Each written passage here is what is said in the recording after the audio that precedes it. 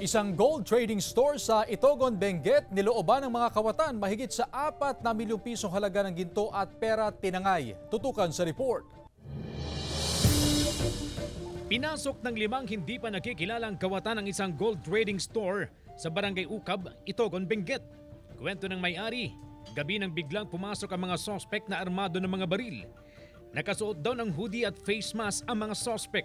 Pinadapa raw ang kanyang mga kasamahan habang siya ay sinabunutan papasok sa kwarto upang kunin ang mga nakatagong ginto at pera.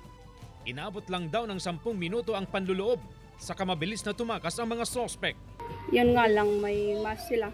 Pero may namumukhaan kami kung if ever makita namin sila, pwede namin ma-identify. Ayon sa PNP, halos 1 kilo ng ginto at 600,000 pesos na cash ang nakulimbat ng mga kawatan. Aabot sa mahigit 4 na milyong piso ang halaga ng lahat ng mga ito. Ayon sa pulisya, posibleng dati ng parokyano ng shop ang mga suspect.